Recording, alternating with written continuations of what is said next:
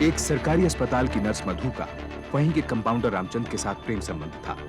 हालांकि वो दोनों शादीशुदा थे, पर इससे उनके संबंधों पर कोई फर्क नहीं पड़ा। लेकिन उसी अस्पताल के डॉक्टर मोहिंदर ने इस बात पर ऐतराज कर दोनों को चेतावनी दी। मधु ने घबराकर रामचंद से दूरी बनाने की कोशिश की तो रामचंद ने नाराज होकर उसे धमकाया कि उनके संबंधों की बात वो उसके पति मदन को बता देगा। मदन एक सनकी आदमी था और मधु इस बात से डरती थी। उसने अपना पक्ष साफ रखने के लिए मदन से कहा कि रामचंद उसके साथ छेड़छाड़ करता है। मदन गुस्से में आकर रामचंद को मारने का फैसला कर लेता है।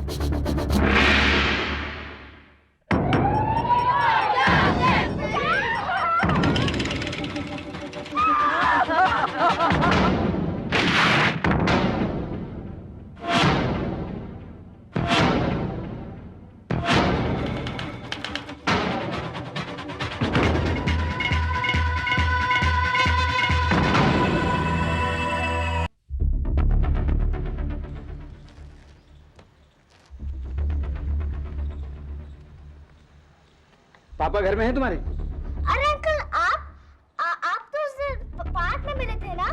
कौन है देवकी? रामचंद्र है? नहीं, वो तो नहीं है, लेकिन आप आइए अंदर। नहीं, उसे कहना मैं आया था, वो फिर आऊंगा। आपको उनसे कुछ कहना है? मुझे जो कहना है मैं उसी से कहूंगा।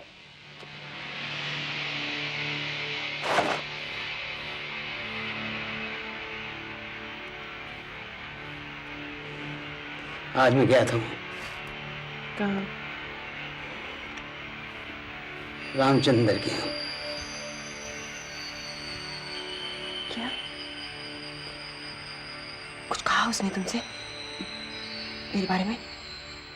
नहीं, बच गया, घर पे नहीं था।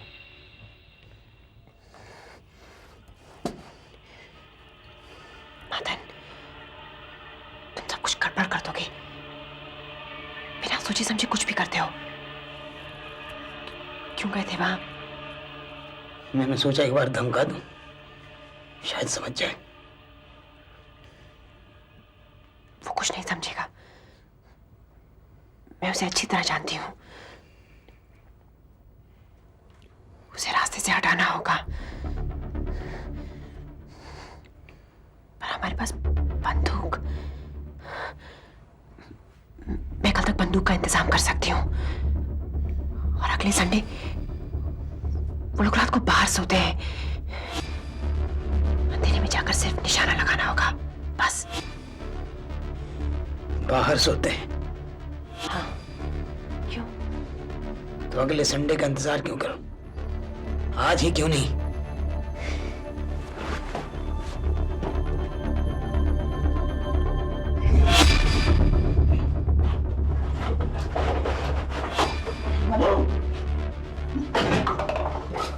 मधु! मधु! मिट्टी का तेल कहाँ है? अरे मिट्टी का तेल! ये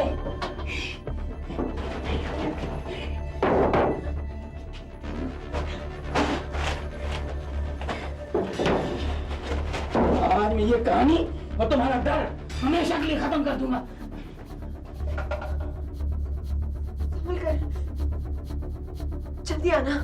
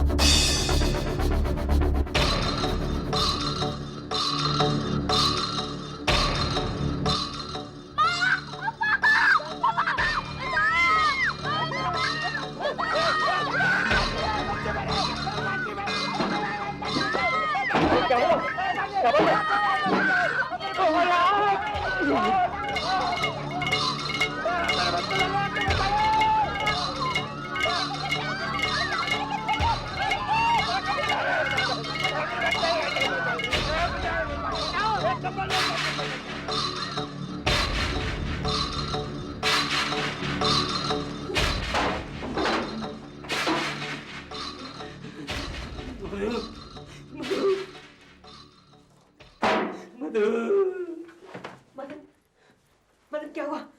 क्या हुआ बोलो? मुझे बचा लो। क्या हुआ बाबा? बच गया हूँ। अब मुझे पकड़ के ले जाएंगे, मुझे मारेंगे। नहीं, नहीं, मैं हूं ना, कुछ नहीं होगा। हम बहुत जल्दी यहाँ से भाग जाएंगे, हम बहुत दूर चले जाएंगे। आपको इस हादसे के बारे में कुछ मालूम है? कल रात मैंने एक आदमी को भागते हुए देखा था। वो कल सुबह इनके घर भी आया था। रात को भागते समय वो मेरी चारपाई से टकराकर गिर पड़ा था। उसने काली पैंट और सफेद शर्ट पहन रखी थी। कौन था वो? कहाँ रहता है? इस बारे में तो यही लोग बता सकते हैं। आप मुझे इस हादसे के बारे में कुछ बताएंगे? कि रात में सब कुछ खत्म हो गया हमारे लिए। दीपू मर गया और डॉक्टर कहता है देवकी भी।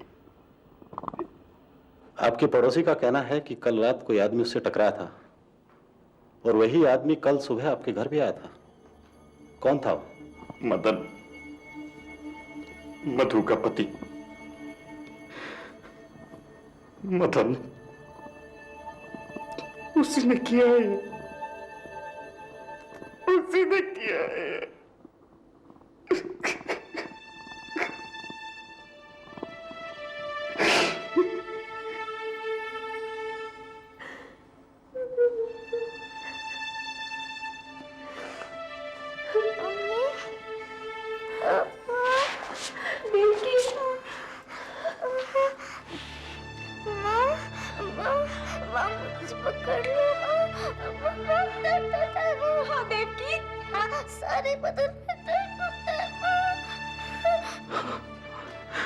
एक मिनट, जरा मुझे बात करने देंगे प्लीज। एक मिनट। हाँ बोलो बेटे, कल रात तुमने क्या देखा? वो अंकल थे। हाँ, कौन थे बेटे? मदन अंकल। हाँ हाँ, क्या किया? बहुत दर्द हुआ।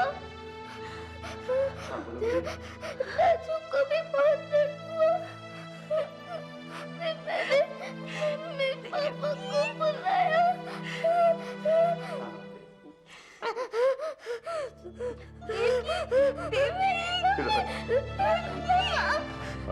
अब बोलो।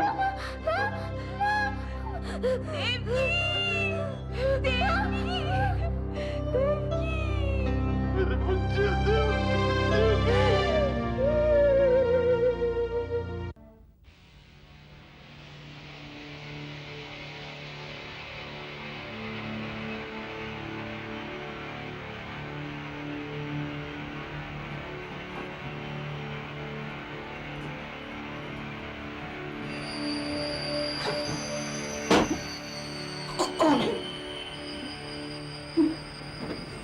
कुछ नहीं हुआ, कुछ नहीं हुआ। मैंने सब तैयारी कर ली है।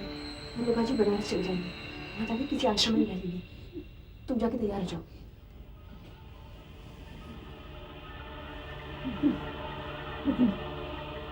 दफ्तर तो जाना होगा, तुम्हें भी और मुझे भी। छुट्टी की अर्जी देनी पड़ेगी। जो जरूरी होगा वो हम करेंगे। हाँ, तुम अभी तैयार हो जाओ। उसी दिन दोपहर में जब पुलिस मदन को गिरफ्तार करने उनके घर गई, वो दोनों तब तक भाग चुके थे। उनके घर की तलाशी में पुलिस को खून के धब्बों वाली सफेद कमीज और मिट्टी के तेल का डिब्बा मिला। पुलिस ने मदन और मधु को फरार घोषित कर दिया।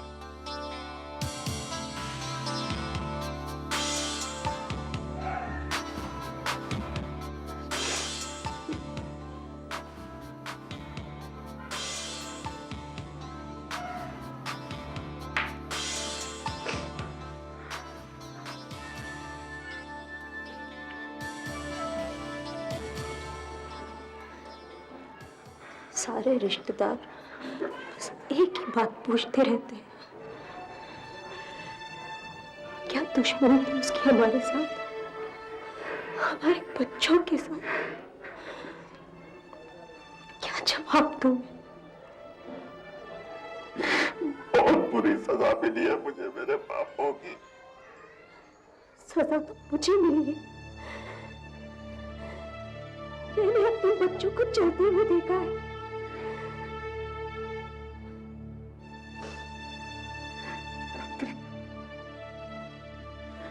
मुझे माफ कर दो गायत्री। मत छुओ मुझको, दूर रहो मुझसे। क्या चाहते हो तुम कि मैं भूल जाऊं कि तुमने मुझे धोखा दी? तुम्हारी वजह से मेरे बच्चों की जान है। नहीं, मैं तुम्हें कभी माफ नहीं करूंगी। मैं तुम्हें कभी माफ नहीं कर सकती। इसी दौरान पुलिस को यह खबर मिली कि मदन और मधु बनारस की एक धर्मशाला में हैं। उसी दिन पुलिस ने इन दोनों को गिरफ्तार कर लिया और उनको लखनऊ लाया गया।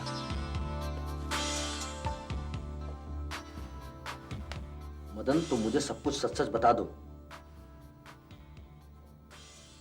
मधु कहाँ? ठीक है ना, मैं उससे मिलना चाहता हूँ। वो बिल्कुल ठीक है। मदन, तुम्हें मालूम है कि तुम्हारी पत्नी मधु और रामचंद के बीच कुछ चल रहा था? क्या क्या चल रहा था? हैं? क्या चल रहा था? हैं? क्या चल रहा था? बकवास मत करो। मदन, हैं? कौन हो तुम? क्या चाहते हो? मदन, मेरी बात सुनो, मेरी बात समझने की कोशिश करो। अगर तुम मुझे सब कुछ सच सच बता दोगे तो शायद मैं तुम्हारी मदद कर पाऊंगा। सच ये है कि वो मेरी बीवी को डराता था, उसे छेड़ता था। बस सुन लिया सच? हैं? अब जाओ यहाँ से, जाओ, चले जाओ। मदन, नहीं सुनना, जाओ, जाओ। मुझ में हिम्मत नहीं है उन्हें सच बताने की, और आप भी मत बताइएगा। आपके कुछ पड़ोसियों ने पुलिस को बयान दिया है।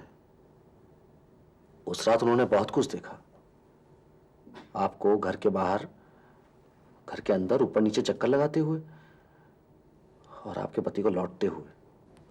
वकील साहब, कुछ भी कीजिए, हमें यहाँ से निकाल लीजिए।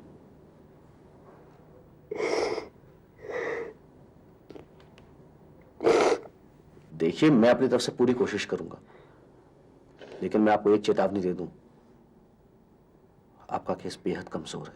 वकील साहब, ऐसा साबित नहीं हो सकता कि उस रात हम यहाँ थे ही नहीं। उस रात देखा है लोगों ने आपके पति को। यशपाल ने आपके पति को सफेद शर्ट और काली पैंट पहने हुए देखा है। यहां तक कि आपके पति को चोट लगते हुए भी देखा है।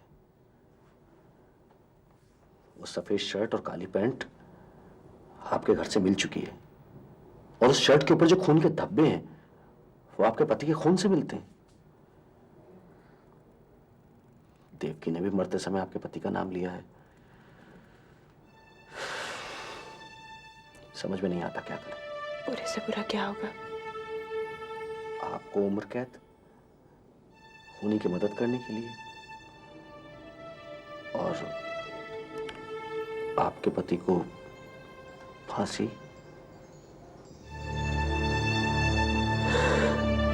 मुकदमा सेशंस कोर्ट पहुंचा। बहस 3 साल चली। प्रोसिक्यूशन ने यह साबित कर दिया कि मदन और मधु का इस हादसे में हाथ है। मधु को इस जुर्म के लिए उम्र कैद और मदन को फांसी की सजा सुनाई गई। मुझे बचा लो, ये लोग मुझे मार डालना चाहते हैं। मुझे बचा लो, ये लोग मुझे मार डालना चाहते हैं।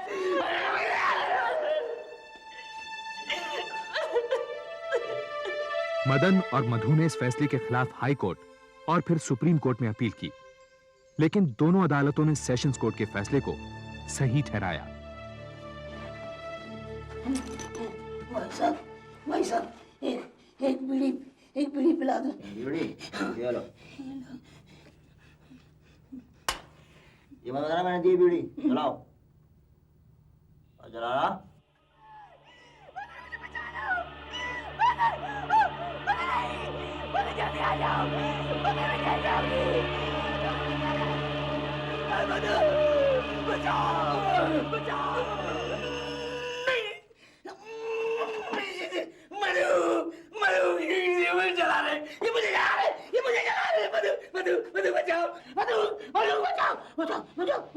डॉक्टरी जांच में पता चला कि मदन की दिमागी हालत पर काफी असर हुआ है।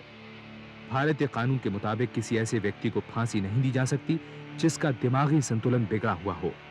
इसलिए जरूरी था कि मदन को फांसी देने से पहले उसका पूरा इलाज हो। लिहाजा उसे रांची के पागलखाने में इलाज के लिए भेज दिया गया।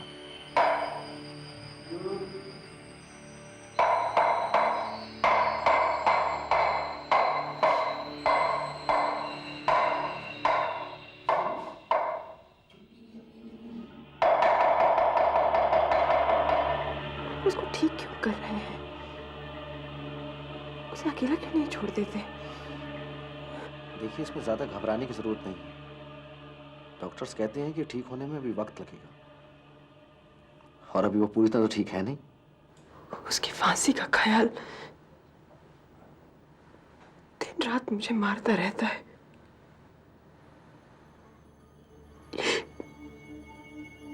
काश कि मैं उसे बचा पाती। हम एक काम कर सकते हैं, सुप्रीम कोर्ट में रहम की अपील कर सकते हैं।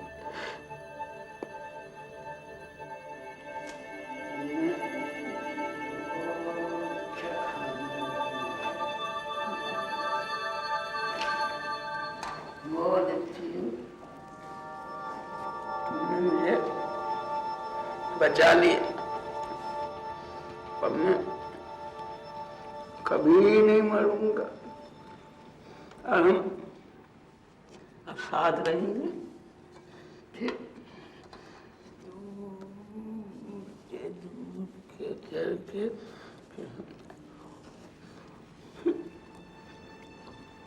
मुझे जाएगा। मधु ने अपने वकील की मदद से सुप्रीम कोर्ट में रहम की अपील की।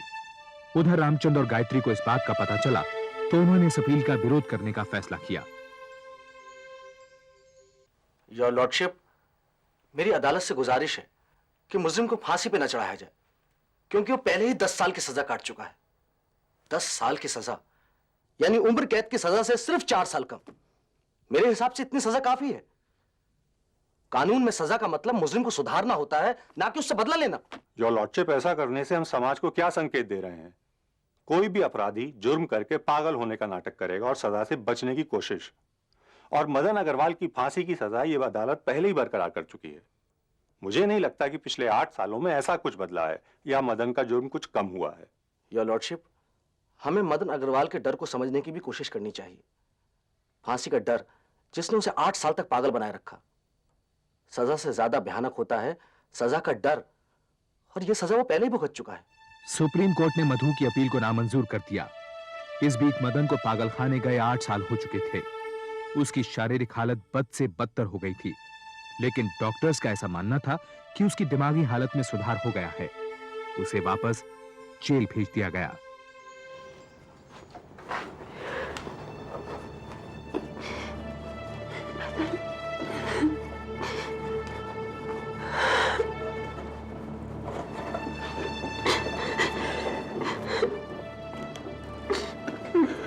हार गई मदन। तुमको बचाने के मुझे माफ कर देना। मुझे याद करते रहना, हम जरूर मिलेंगे। वो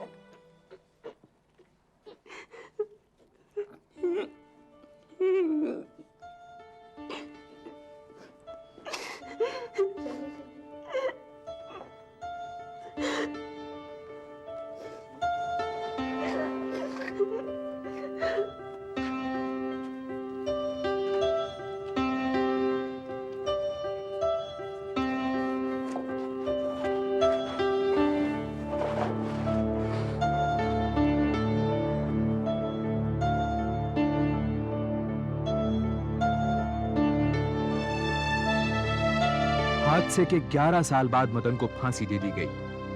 अपने आप में यह खास केस था जहां सजा सुनाने के इतने साल बाद किसी को फांसी दी गई।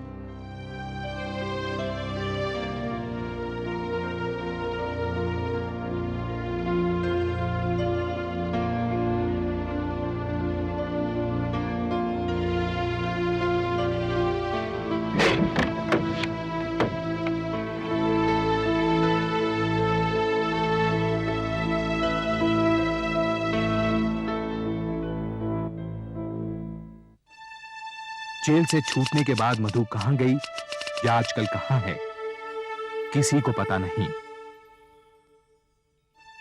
रामचंद और गायत्री आज भी लखनऊ में अपने बेटे राजू के साथ रहते हैं। राजू की अब शादी हो चुकी है, लेकिन गायत्री ने आज तक रामचंद को माफ नहीं किया है।